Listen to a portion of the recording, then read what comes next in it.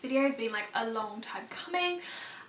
It's been very kind of highly asked for over on like my Instagram and everything, and it's something that I've wanted to do. It's just getting up the emotional capacity to be able to do it, and I really didn't feel like I wanted to do this before I hit my 20-week mark, and I'm now at 20, I'll be 22 weeks when you see this, hopefully, if I can get my ass in gear. So yeah, today I'm going to be kind of talking through our fertility story and our fertility journey. I do also have video diaries from all the treatment that we've been through, which is, Adam's not in those, it is just me kind of talking about how I'm feeling for different parts of that and what's happened and everything. So I think I'm just going to share all of those videos with this one throughout this week, so it's like a whole fertility week. And then they're up and they're out there, and I don't have to sit and like edit them anymore and like think about what I want to say.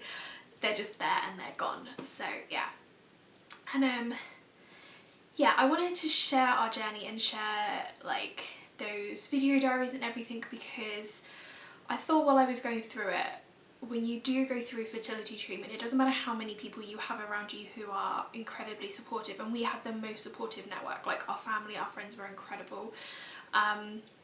Those that knew, we didn't tell everybody. It's still an incredibly lonely time, because unless you know somebody who's also been through it and can talk to them about it, they don't understand. Family and friends kind of, they try and empathise and they try and be there for you, but unless they've been through it, it's very hard for them to kind of know what they should be saying or how they can be helping, and it's hard for them to understand. So it is a very, very lonely time. So for me, I was like, I wanted to always share this so that if somebody else is watching this that's been through it, then it might make them feel a little bit less lonely. And I was still kind of on the fence about it even after we said we were pregnant, but I actually had a message from somebody that I used to like work with, somebody that I used to know, on Instagram the day that we announced, and she basically turned around and said that she was just about to start treatment. She was really nervous, she didn't like have anybody else that understood or talked to about it, so we had like a nice little chat, and I was like, this is why I want to talk about it, this is why I want to tell people, because if I can make one less person feel less lonely, one person feel less lonely, then that would be amazing, because I've been there, I know what it's like, I know that feeling, and it's not nice. So that's why I want to like share it all and put it all out there. But yeah, this is basically a whole summary of our journey, and yeah, throughout the week I'll be sharing video diaries from ovulation induction treatments that we went through. So we did 3 rounds of that, and also IVF treatment. So yeah, let's get started. Let's just start, and I'll just start talking and I'll see how I go. So we got married in September 2016.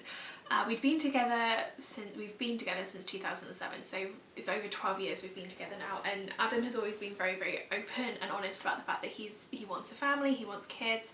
For me, it was always something I was like, I'm assuming it's going to happen at some point, it will probably happen at some point. It wasn't like on my it has to happen list, but as soon as we kind of got married, something just kind of clicked with me, and it was like, no, I want a family, I want to have kids. And yeah, we obviously had that conversation. We'd had it like a few times before, and I was still like, no, not yet, I'm not ready yet. I didn't even like babies. So yeah, it was very much a case of, okay, let's talk about when we want to do this, because we do have a few things coming up. We wanted to move house. At the time we were in like a little 2 up 2 down, and we were like, it would have been feasible to still have a baby in there, but we would have preferred to be somewhere bigger. So we were like, we need to move, we want to move first. I was maid of honour in like the following May, so we got married in September. The following May I was like a maid of honour, so I was like, I can't be pregnant for that, like my best friend will kill me. So we just kind of, and we have like a holiday booked for like June, so we were like, okay, let's think about this, and we decided that we would start trying July the following year. So July 2017 is when we said, right, that's when we are going to start trying, that's a good time for us. So I came off the pill a few months earlier than that, and at that point in July we started trying. There was nothing to indicate to either of us that anything at that point was going to be difficult for us or anything was wrong. My cycles were still, they were actually fine after I came off the pill for the first sort of 3 or 4 months. There wasn't any issues with them. They were kind of going fine. There wasn't like, they weren't super like accurate because I had just come off the pill, but they weren't, you know, really sporadic and worrying. So, you know, we didn't think at that point that there was any issues, and we were both really excited. It was one of these like, oh, maybe we've just made a baby, or we were like, oh, maybe we'll like get pregnant by our first anniversary, and like, oh, if we get pregnant now, then like baby will be due here. And it was all those like exciting first conversations you have when you first start trying, which feels like a very, very distant memory now. Like that's almost 3 years ago now, so that's crazy. So yes, so we started trying the 1st of July. We weren't going to tell anyone we were going to start trying, but I got very drunk at my best friend's wedding in May and told my parents and her. So they knew that we were going to start, but yeah, otherwise we kind of kept it quite quiet because we were like, we're just going to start, we're going to see what happens, no pressure. And yeah, everything was fine for the first couple of months. We found out early August. My younger brother told us that he was expecting his first baby, and do you know what, at the time my mum was like, I just want to check that you're okay, and I was like, no, I'm honestly fine, because again at that point we didn't think anything was going to be wrong. So I was like, no, it's going to be really lovely because we're going to have 2 little cousins like close together, they'll be really cute, like that's going to be really, really sweet, that's really exciting. And that was like where my head went. So yeah, so we found that out, that was fine. We got to September, we found out that one of my husband's friends was also expecting a baby. So again, we were like, oh, that's cool, that's really good. Also, we were like, oh, maybe that would be like a really nice like thing for them to like share together sort of thing. Again, didn't think anything of it. We were just like, oh, it's gonna take like a few months anyway, it's gonna be fine. October, I remember I was late in October, and it was the first time I think I'd been like significantly late. I do think it was still only like a matter of days, but it was enough for me to be like, oh, am I pregnant? Like, has this worked? Like, what's happened? Took a test, wasn't pregnant. Period started like a couple of days after, so I was like, oh, okay, that's a bit late, that's a bit annoying, maybe, you know, something's just messed up a little bit there.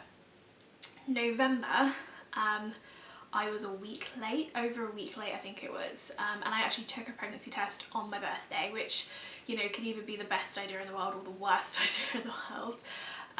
That obviously came back negative, and even then I was still like, okay, no, that's fine. I was like, again, it's only been like 4 months. I was more a little bit like, oh, I wonder why I was late. I was starting to feel a little bit like, oh, kind of wish it had happened by now. And it's one of those things just like, oh, if you'd have found out just before your birthday, it would have been like, that would have been such a lovely birthday present and moment, you know. But we were like, okay, fine, no, that's fine, we're just going to carry on, keep going. But on my birthday, another one of my friends actually messaged me and told me she was pregnant. So I was like, okay, since we've been trying, this is the 3rd person to tell us that they're having a baby. I was like, right, it's either going to be amazing because all of our babies are going to be close together, or this is going to be really annoying. Obviously turned out to be the latter. And then in December, so it was getting a little bit like, we were really starting to get like, oh, this is getting really frustrating now. We're both not patient people. When we decide we want to do something, we are both like, we want to go and do it, we want to sort it out, we want to get it done. We're not patient people in the slightest. So we were like getting a little bit like, oh, this is really annoying. And I think in December I was around about 2 weeks late as well. So again, it was one of those things where I was like, oh, I'm late, but also like, but I don't know. And then I think about 3 days before New Year's Eve, I had lunch with my best friend, and I was like, oh, I'm late. Again, I was like, I still haven't started, it's really annoying. And do you know what, I think she said she was due then anyway, and we both laughed and we went, oh, imagine if we're both pregnant, how funny would that be? And then we were like, but no, it's fine, we'll meet up, we'll like, we always have New Year's together, so like, we'll have New Year's together, have a really, really big drunken night, because it might be like the last time we get to do that for a really long time. We were both really looking forward to it. Got to my friend's house on New Year's Eve, sat down with her in another room. Adam and her husband were in the kitchen, we were in the lounge, and she was like, oh, how are you? So I was like prattling on, blah, blah, blah, blah, blah. I went a little bit quiet, and she just went, I need to tell you something. And as soon as she said that, I was like, I knew. and I've never really explained this properly to her, so if she's watching this, I'm really sorry. It's really hard to explain. I knew I was going to get emotional at this. So she, obviously, when your best friend tells you that they are pregnant, you are genuinely so excited and happy for them. Like, I was so happy for her. I was so excited for her. I was genuinely looking forward to sharing that whole journey with her, and all of that was completely genuine, 100% real. Like, I didn't fake any of that. I was so excited. But at the same time, as soon as I realised that she was pregnant, my heart just dropped. And it's a horrible feeling, because you're like, this is my best friend. I want to be so happy for her, and you are genuinely happy and you want to be there. And then your heart does that, and that's like, that. I think that was the first time that I had felt that shit about it. And it was the first time that I was like, I started kind of splitting into these two different people, and I will explain that a little bit better in a moment. But yeah, it was, one person of me was like so genuinely happy and excited and was like, yes, we're gonna like share this journey and it's gonna be amazing. I'll do your baby shower. I'm gonna buy your baby so many cute little things and everything. And then there's the other half of you that's like this green jealous monster that comes out and it's like, I hate you so much. And it's like, I genuinely did not hate her at all. It is just like, when you have been trying for so long and somebody that close to you gets pregnant quite quickly, and it's a big hit. And also that was the fourth person in the space of September, October, November, December, 5 months to get pregnant whilst we were trying.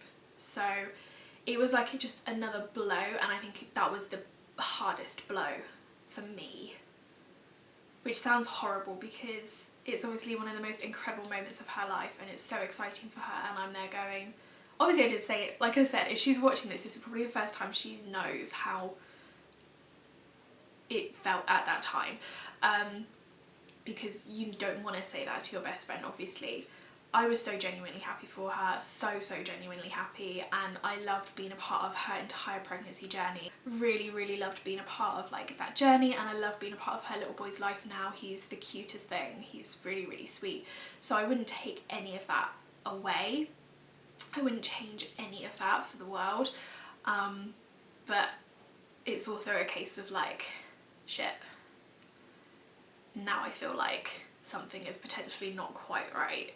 Or like, shit, now I'm like ridiculously jealous and I really don't want to feel this way. So that was a very hard time and a hard blow. Yeah, so that was that. So it was after that, oh, let me grab my coffee. We sat down together because he also, that was like a blow for him as well. So we sat down and we were like, right, we need to just make sure we're doing everything we can possibly do. Like, our diets are exactly what they need to be. And he was like, you need to go and see a doctor just to get everything checked, because obviously you are getting later and later. And my mum had said exactly the same thing to me. So I was like, yeah, no, I need to book in to see the doctor. So we kind of went through, we looked at like all the advice around diet. So we adapted all of that. And we went to see, or I went to see the doctor at the end of, I think it was the end of January. I was booked in, so yeah, I went to see her, and I went with my mum, and because I was like, this is not a conversation I really want to have on my own. And yeah, I was just like, just explained that we've been trying, my cycles have been getting later and later. And then it was also a case of obviously there's other little things like, you know, I've always had facial hair, and over the last few years, like, my weight has just like ballooned quite a lot. And, you know, the more I kind of sat down and thought about things, the more I was like, there's quite a lot of like little things here that are pointing to something maybe not being quite right with my hormones. And she basically turned around and said, it does sound like it could be something like polycystic ovaries or polycystic ovarian syndrome. So she booked in for me to have some blood tests and also to have an ultrasound.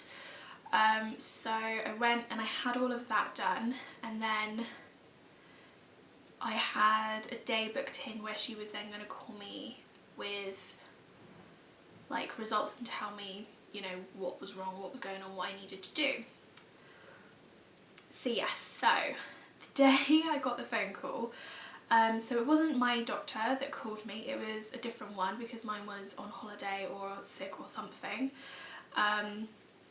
And basically I picked up the phone and the doctor went, yeah, so as you know, you've got polycystic ovarian syndrome. I was like, I didn't know that, but thank you for putting that so delicate for me. Lovely. So yeah, so he basically told me that I did have the full syndrome, polycystic ovarian syndrome, and that I needed to go in and see them to talk about like what would happen next. I was like, right. That appointment was then booked for a further 2 weeks. So I hung up the phone. I think I even messaged Adam and I was in tears, or I called him. I can't remember if we spoke on the phone or we texted.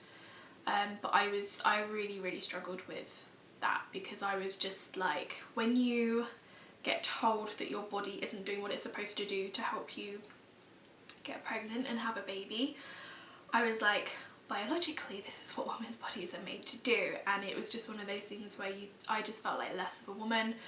And I was like, how on earth do I go and tell my husband, who for our entire relationship and his entire life has been so focused on like family. He's so family oriented. It's one of the many things that I love about him. And he's always wanted like kids, and that's always been like, some people's goal in life is to be like rich or like have a massive career, and I think his goal in life has always been to have a family. So I was like, how do I tell my husband that I may not be able to give him that and that it's all my fault? And I was really struggling with that concept. He was amazing, he was absolutely incredible.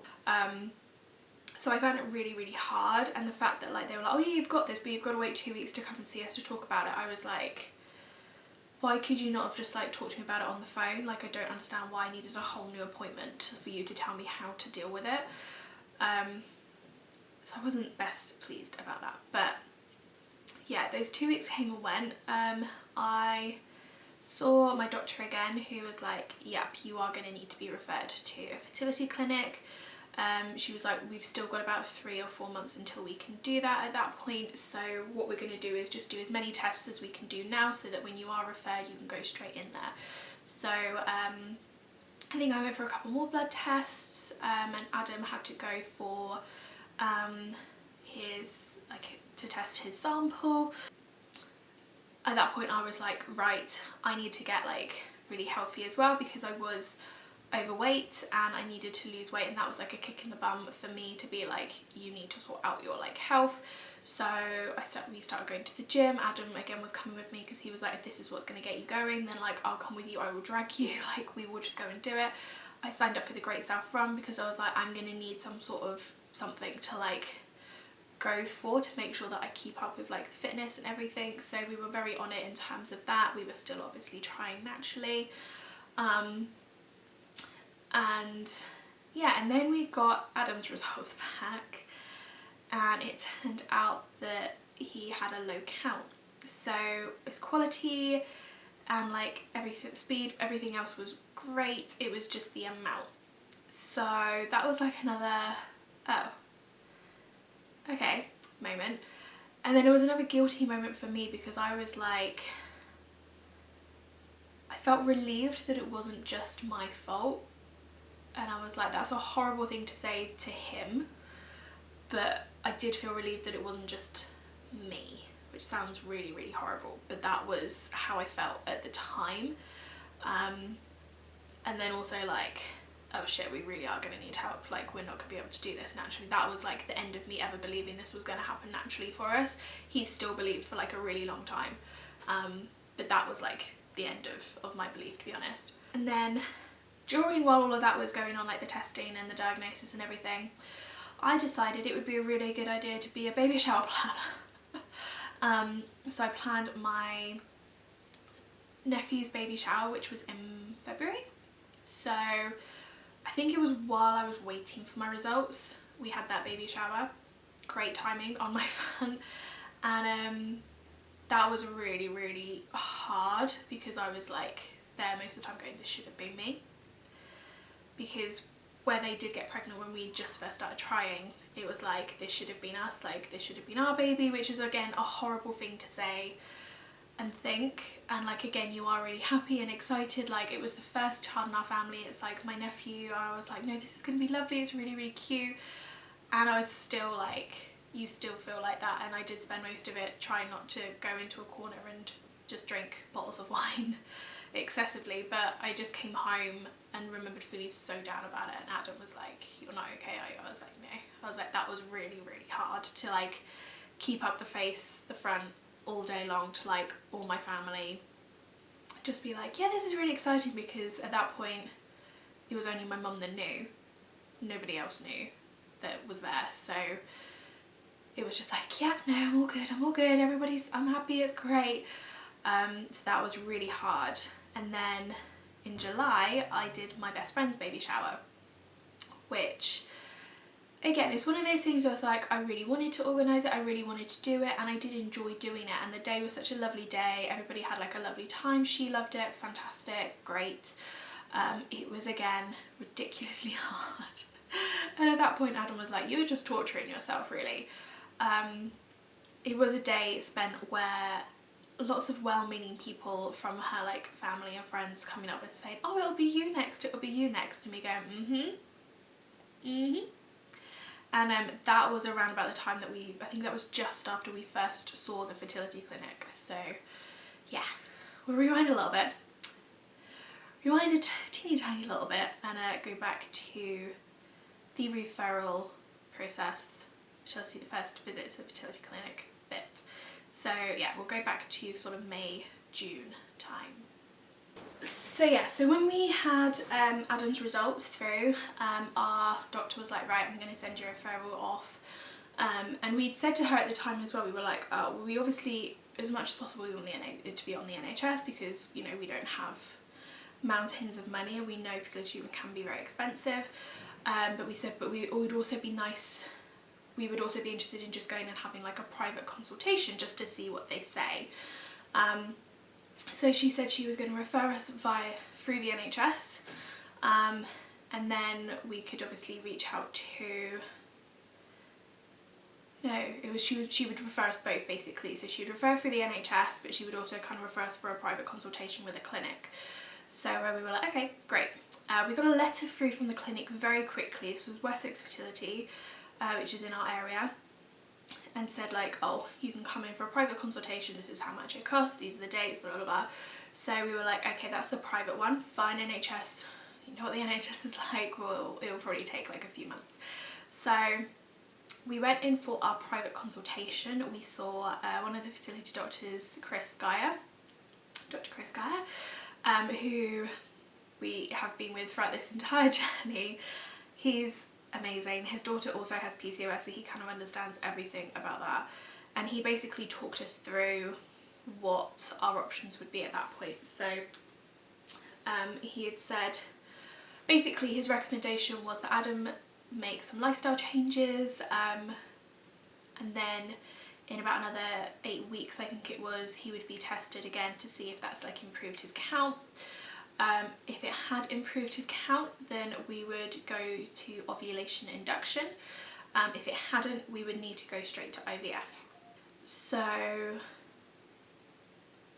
yeah, we were like, okay, we have a plan, we know what's what, or what is what, this is good, like we know. We would rather like know and have a plan than not have anything. So we were like, okay, this is good, like we feel a lot better now that we have like a plan and we know what's happening.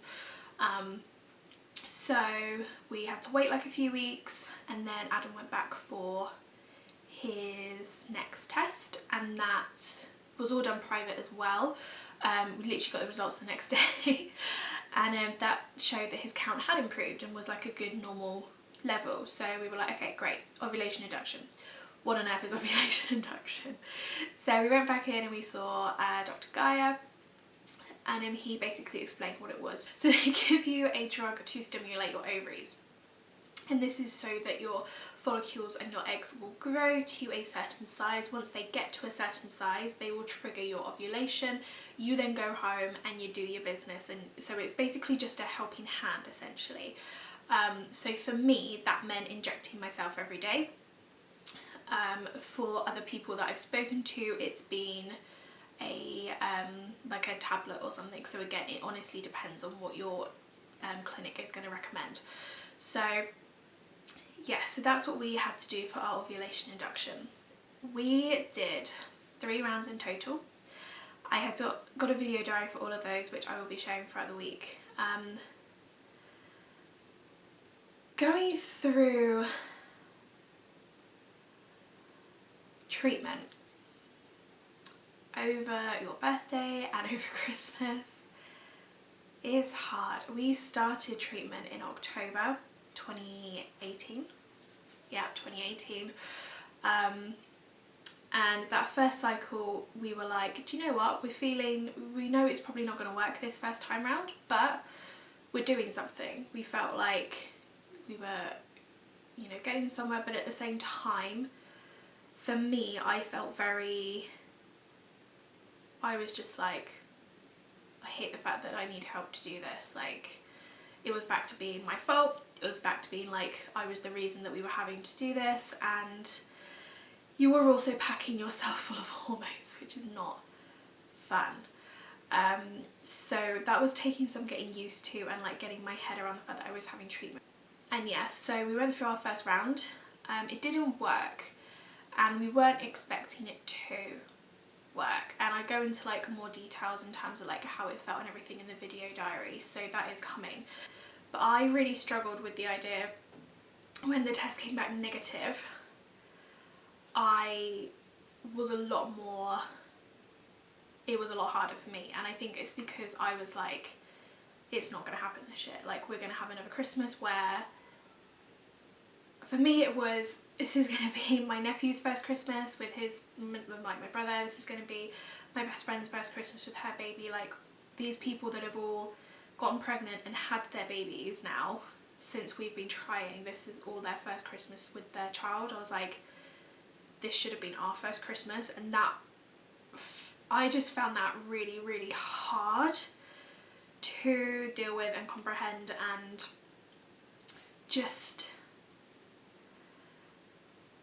it just felt like shit, really.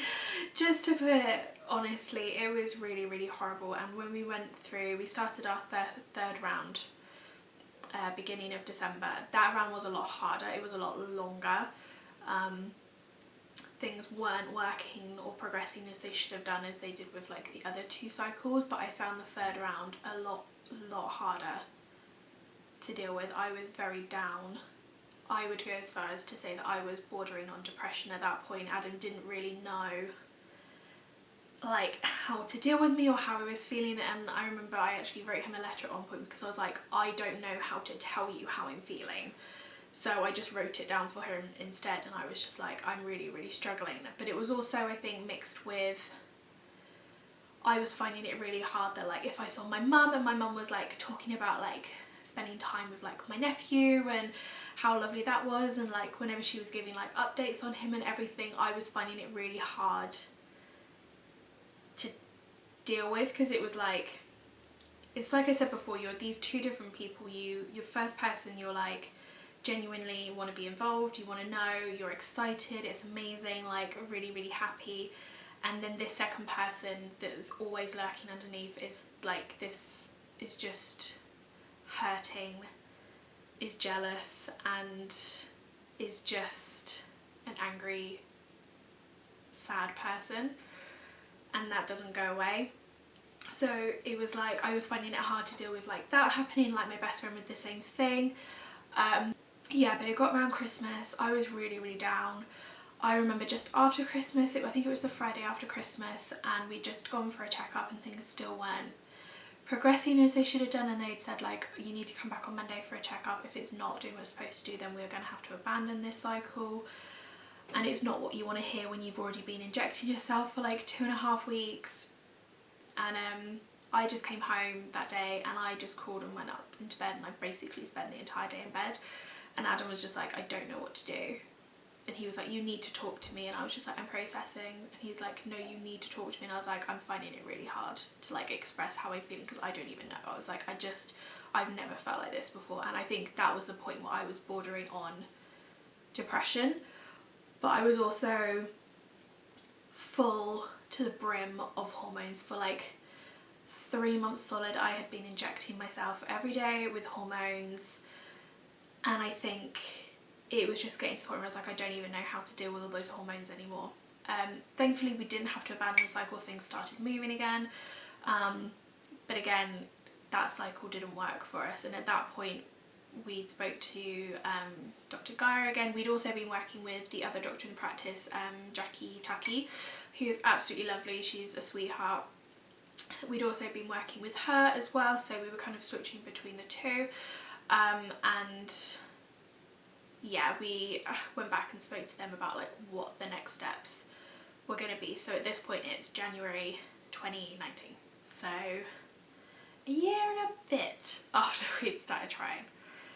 So far it's a really great story, really great little journey, just so much fun. So yeah, so at this point I was kind of like, I don't know how much more I can take of this, because I was so down. And just like even thinking back to then, it's really hard to comprehend how I felt then versus like a year later when we knew we were pregnant. But it's horrible, it's absolutely horrendous. It's incredibly lonely because, like I said, as much as people want to be there for you, they don't know how to if they've not been through it. So yeah, so we finished that 3rd cycle and obviously wasn't successful, and at that point we were kind of told they thought it was really a good idea that they didn't think it was going to work for us, so it was a good idea to start thinking about IVF. Now at this point it had come into my head that I was like, we still haven't had our NHS referral. So those 3 cycles with ovulation induction had been paid for by us and my parents very kindly, at around about £1,000 a pop. And it was like, we haven't had our referral through yet. So they were like, you need to go and chase that because you should have had it now. So you're trying to deal with the fact that like treatment hasn't worked, you are probably going to have IVF, and now you have to figure out why you haven't had your NHS referral. So I had been chasing my GP and just being like, just want to check that this referral has gone off. They were like, yeah, we'll let you know. Didn't hear back. It turns out that they had been like, the doctor had been like, yes, it's all gone off, but nobody was then telling me. So I booked in an appointment with the original doctor, and I saw her again in January to just be like, what is going on? So I went to see her, and she was just like, okay, tell me what's going on. So I told her everything, and I was just like, we haven't had our referral. And she was like, you should have definitely had your referral. So she checked it. Basically what we found out over the next couple of months is that they had sent off using an old process. So they had sent our referral directly to the clinic, and the clinic took that as a private referral, because the NHS referral is that it has to go through a different route. It has to go through NHS channels. Now, this might just be me, but I feel like at a GP you should probably know your referral processes. I got really angry at this point because also the admin person who dealt with referral, she was really unhelpful whenever I called her to chase and find out what was going on. She was just like, oh, I've just sent a note to like the doctor because she needs to update something on the letter. I'm just waiting to hear back from her. And I'm like, you literally work like 4 doors down, you're in the same office, can you not just go and like knock on her door and ask? So in the end I booked a telephone consultation with the doctor, and she was like, what do you mean it still hasn't gone off? I was like, well, apparently they're waiting for you for something. And she was like, no, that's ridiculous. Literally half an hour later I got a phone call saying it had been sent. So that whole and there's more to that, but that whole process was really frustrating. In the meantime, we had discussed with the clinic getting my tubes looked at, just to double check. When they'd originally done the ultrasound, they were looking at like my ovaries and my womb, and everything looked fine, but they hadn't necessarily seen anything concerning. But when I had gone to see my doctor, she had said that they should have done some sort of test to check that like everything was going through the tubes okay. So we booked it for that. So I had a high cozy, which is where they basically insert a little balloon. So they go up, set this little balloon, and then this balloon releases like a dye that then goes through your tubes, and they like can look at that for an ultrasound to see and make sure everything is fine. So I went for that. That was the most painful thing I have been through in my entire life. And I'm not saying that to scare anybody, because a lot of them were saying like, oh, some women don't even feel it, for some women it's just like a mild period cramp. I nearly passed out. Like, it was really, really bad for me. I don't know why it was so bad for me. They don't know why it was so bad for me, but it was just really, really bad. I ended up taking the rest of the day off work because I was like, I can't. Like, I was literally on the sofa with hot water bottle, chocolate. I was like, I can't deal with this. That was horrendous. But thankfully everything was fine. And then we were told that because it had been so long since our original tests were done with the doctor, we then had to do all of our tests again. So had to go back for all of our blood tests, and had to go back for all of his semen analysis again. So did all of that. None of my stuff had changed. When we got Adam's one back, found out his count was really low again. So we don't really know why, because he hadn't changed his lifestyle again or anything. So, but they said it might just be that when the private test was done, it was on a good day. You don't know. So again, his count was really low again. So we were like, this is probably why ovulation induction hadn't worked for us, and why we still hadn't been able to like get pregnant naturally. So we were like, huh, nice. So our referral finally went off June, so a year after it should have gone off in the first place. June 2019 it went off, should have gone off in June 2018, but you know. Our referral went off, and then we had an appointment in, I think, end of June. It came through really quickly to go and see. We went to a different clinic which was in the Southampton hospital, it was just like a consultation. So we got there, I got weighed, I got measured in terms of height, because basically the way that they do their funding, one of the things that they look at is your BMI. Do not get me started on BMI, because I will go off on a massive rant about this. We were under 30, so age was fine, no previous kids, no smokers, not non-smokers, everything. So they filled out all of that, and they were like, yeah, we'll send it off. About 4 days later, we got a phone call from them saying, oh, we also need to do like a HIV blood test. Why they couldn't have done that earlier, so we then had to book in to have that done. And they were like, once they get the results, then they can send it off to the committee who decide yes or no. So, I mean, thankfully we don't have HIV or anything like that. We didn't expect that we would, but yeah, so we were like, okay, fine. They sent it off beginning of August, I think it was. We had a notification saying that all of our funding had been approved. So we were like, yes, finally. It's been so long since this should have been done, but yeah, we had been approved for a fresh cycle of IVF and also a frozen cycle of IVF. So yeah, that was like good news, and we suddenly felt like, oh, we can get this started. And for me, it felt like it was then the beginning of the end of the journey, because I was like, at the end of IVF, we're going to know whether or not IVF is our last resort at this point. Like, if IVF doesn't work, we know we're not going to have a child. If it does, we know we're going to have one. I was like, this is the beginning of the end for me. So yeah, it was definitely I could finally see an end in sight, but it was also like, oh shit, we have to go through IVF. And that's no small feat, and it was a little bit overwhelming when you kind of really started to think about it. So I actually had this book, my friend recommended it to me because she had a friend who was going through IVF. I think it's How to Survive. I'll link it below because it was so good. So if you are going to be going through IVF, highly recommend reading it, because it has both sides. It has his and her side. It's a couple that went through it. They did 3 different cycles. So I would highly recommend reading it. It gave so much information. It had things like the questions you need to ask when you go for your like initial IVF consultation.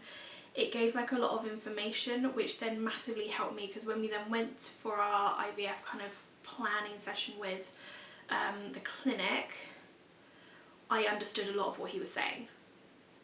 So I was like, okay, I understand that, I understand that, I understand that. and I had a lot fewer questions and I was a lot less overwhelmed than I think I would have been if I'd have gone and not read this thing. So yeah, we went in and we had our consultation, and that was when he basically went through the plan. So again, this would be different depending on you, what's going on with like you, the health needs that you have, where you're at. We were told that, so some IVF cycles, they actually suppress your natural cycle and start it for you. He said we were going to work with my natural cycle. At that point I was like, actually it's been pretty regular for the past few months, that's fine. Of course at that point I decided to stop being regular, but that's neither here nor there. So yes, so we were going to work with my natural cycle. We were going to use the same stimulator that we had used for my ovulation induction. He was like, because we know that that works, and I'm used to it, so that was again injections. And then once they got to a certain size, I would then be taking another injection every day. I think that was for like a week, and that was to continue to stimulate it but not release. And then once they got to that point and they were happy with the size, you then used the same trigger injection to trigger ovulation, but you would go in for your procedure the next day where they would remove your eggs. So they basically taught us all through that, what to expect, timings, everything like that. The way that it works is you have like an admin month first, so whenever I was next started my cycle, that would trigger my admin month, and that admin month would be when I would go in, just get like quick little checkups, have all the consenting appointment, which is where you sign lots of forms to consent to everything, and you order all of your like drugs and everything like that. And then the next time you start your cycle after that is when you would start. The way that it worked is we were going to Florida, so we booked our consenting appointment for the 2 days after we got back, and that would also be when the drugs would be delivered as well, so everything could be done and sorted when we got back, so we didn't have to worry about it whilst we were away. We can just have fun together and really make the most of this, and that was so amazing and incredible. And for a lot of 2019 we kind of used a lot of the mentality of we're stopping putting our life on hold and waiting for things, we're just going to do stuff, we're just going to make the most of the fact that it is just the two of us, because if and when we do get pregnant we'll obviously be quite restricted on what we can do. So for a lot of 2019 that was our mentality, and I would highly recommend it. It worked wonders for my mental health. It was so good for me, and it just put me in a much better state of mind for the most of the year. Like 2018 to 2019, it was such a difference for me emotionally and mentally. It just made a massive difference to like stop putting my life on hold and actually like live my life. That's one of the biggest pieces of advice I could give.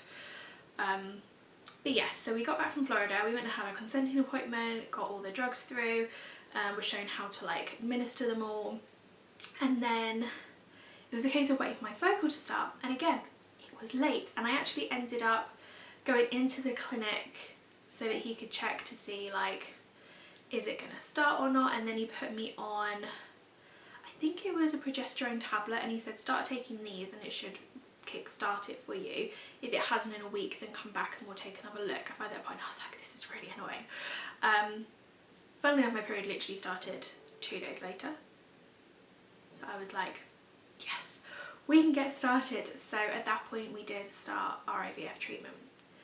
I think because I'd gone through ovulation induction and I'd done all the injections before, it wasn't that bad for me because I was used to it. A lot of what I'd read, people were like, oh, it's really bad, like it's really horrendous, it's really overwhelming, and I completely get that. If you haven't done any other treatment before that, IVF would have been very, very full on. It would have been very overwhelming. My biggest concern with IVF is how I was going to be when I was back on the hormones, because I just remembered how down and sort of almost depressed I was at the end of like our treatment in 2018. So I was really worried about that, and Adam was just like, we will cross that bridge when we come to it and we will just work through it, it's fine. And then thankfully the cycle went pretty much as expected. It wasn't like a really long cycle, it was just over 2 weeks, which is what they generally typically are, so I was really thankful for that. So yes, I went in for the procedure to remove the eggs on the 1st of November. We started treatment on the 15th of October, I think it was. So yeah, it was just over 2 weeks. So yes, you go in. I have never been sedated or anything like that before, but you go in, you put your little hospital gown on, which is very, very strange. You get like your cannula, is it, in your arm? And then we were sat waiting to go in, but we were sat in a room that was opposite the room that you go in, and like you could see these people being wheeled out, and I was like getting more and more nervous. I was like, oh, I don't know what I'm doing. But it was actually fine. It was okay. It wasn't scary or anything. But you then get a phone call to say how many eggs they were able to remove, how many they were able to fertilise. So while I'm off kind of recovering, Adam had to go off and do his little donation as well. We weren't expecting many eggs because when we'd gone for our checkup 2 days before, she said it might be like maybe 8 or 9 and they like around 15. They ended up being able to extract 16 eggs, which is amazing. And they were able to fertilise 14 of those, which is a really, really high ratio. And then I had another phone call on the Monday, so that all happened on the Friday. On the Monday I had a phone call just to let me know how many were still going, and the majority of them were still going. So they were like, yeah, come in on Wednesday, we'll like implant you, but everything is looking really good, you've got some really good strong ones going. So that was really, really lovely for us to hear, because we were like, at least we know that when they're together they're good and they're strong. It was just getting them together basically. And it also feels very positive and makes you feel very positive. And when you go for your like extraction, you were then put on progesterone, and I was on progesterone pessaries, so I was putting lovely little pessary inside me in every morning and every evening, which again I was dreading because I'd read so many negative things about this pessary and like how it made you feel and everything. Honestly, really wasn't bad. The worst thing was that it made me feel slightly constipated, but otherwise I didn't really have an issue with it, and I was on that up until I was 10 weeks pregnant. So yeah, I honestly didn't really have that much of an issue with it. But yeah, so we went back in on the Wednesday, so this was the 6th, and then 6 is Adam's football number, so one of his lucky numbers. So tip, the way that they do it is they do it and they have like the screen, the ultrasound screen next, so you can see what they're doing, and they're like, this is your little embryo, this is it now implanted, and then they give you a scan photo. And I was like, this is really weird. I was like, that's basically I was like, I'm pregnant effectively, and you are pregnant until proven otherwise at that point. So I was like, this is really weird. And having that little scan photo just made everything seem so real. And part of me was like, I wish they didn't do that, because if it doesn't work, I think that would make it harder, because I had this scan photo, I was so much more hopeful, and in my head I was like, I'm pregnant, I'm basically pregnant. Yeah, but we also hadn't told anybody when we were having our IVF treatment, so nobody knew any of this was happening. And I would actually recommend that, because I think if it hadn't have worked, it would have been harder, but also because nobody knew we were having this, when it actually came around to telling people that we were pregnant, they didn't know, they weren't expecting it, which was really lovely. So yeah, so I was reimplanted on the 6th, again didn't move much for the next couple of days as per their like recommendation, and then basically life just went on as normal for the next 12 days. I feel like we were very lucky with those 12 days, because it was over like my 30th birthday, and we had like our party and everything in the meantime, so we were quite busy over those days. So we didn't have a lot of time to like just sit and wait and think about what we were waiting to hear. And yeah, so we did our 12 days and then we took our test and we were pregnant. So yeah, I guess that's like the journey essentially. We went through a lot. It was hard. It was really, really hard, and it's really hard to explain how hard and how you really feel in however long this video has been. But it's a very, very hard journey, and I am going to write a post on like advice for people who know somebody that's going through it, because it's very hard for people who haven't been through it to know what to say to those that are going through it. But yeah, we went through a lot. It was a really, really shitty couple of years.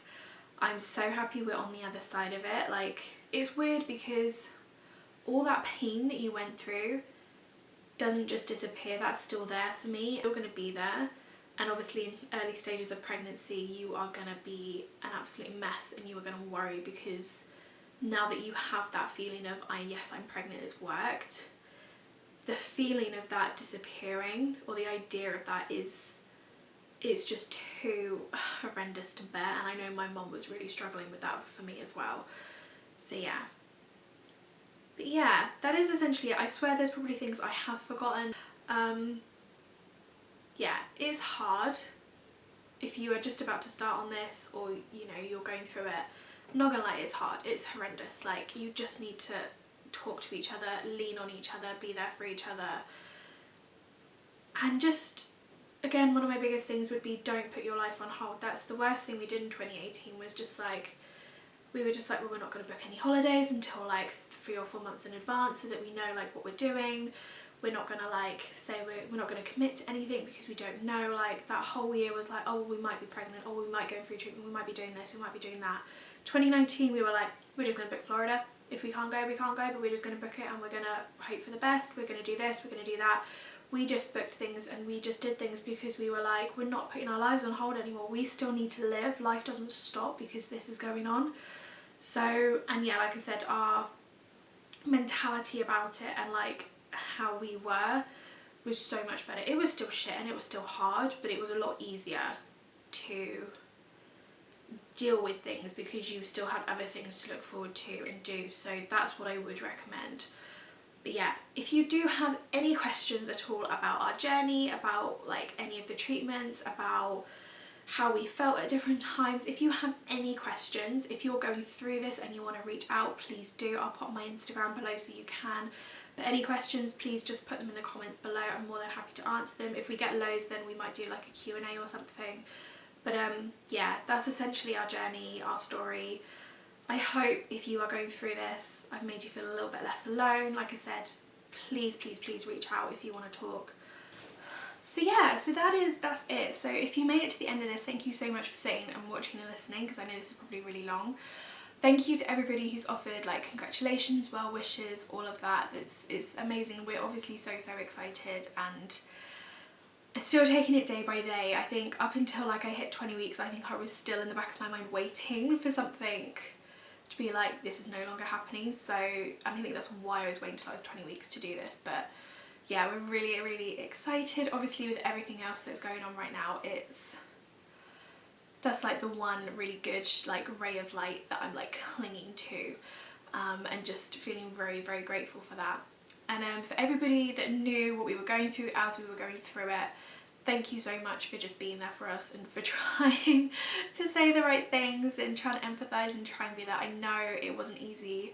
I know it was hard. Like, I didn't even know what to say to myself or to Adam half the time, so it was going to be 10 times harder for you guys to know. So, but thank you for trying, thank you for being there, and thank you for just being our support for the last 2+ nearly 3 years. So yeah, it means a hell of a lot. So yeah, thank you. And yeah, that's it. So I will see you all very soon. I hope you're all staying safe and healthy, and like your families are well. But yeah, I will see everybody very soon. Bye.